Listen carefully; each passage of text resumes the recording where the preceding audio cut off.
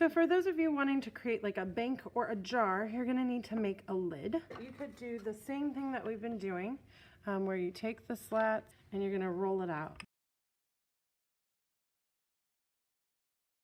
You could do one of two things. You could take and place it this way and trace, or take the lid, set that right on there. I'm gonna trace around it. So this is looking pretty good for my lid. When you build your lid, you need to have a coil, because if you don't, like here, this just helps the lid stay in place so that it doesn't fall off. So now I need to take and make a small coil for the inside.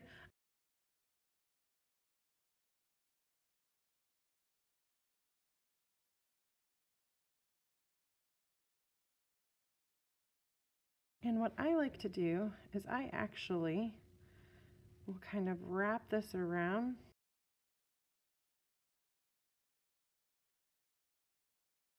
Because it needs to fit down inside, so when the lid's on here and scored and slipped, that it's not slipping. And so again, I like to kind of draw where it's going to go.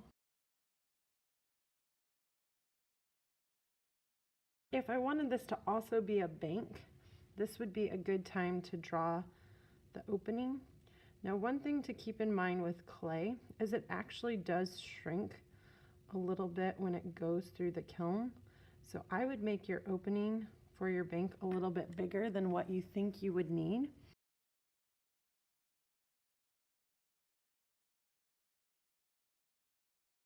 And then, like always, what do we need to do?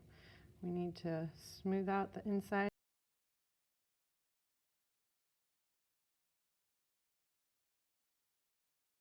Now I need to score. And then I can take my slip. I can press those together.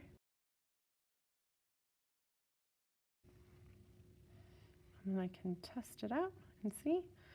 And if we look, it fits really well. So for right now, because this slab is so soft, if I go to leave it on here, it's gonna dip. Eventually it would start to cave in. So for right now, I will leave it side by side. And then when I go to turn in my mug, I'm gonna just put a little bit of paper towel. You don't need this much, but a little bit of paper towel. And then I wanna make sure this is in place so that they're drying together. You'll turn it in with paper towel, and I will remove the paper towel before it gets fired. Don't forget, if you're making a bank, you might also want to take and roll like a coil handle for it.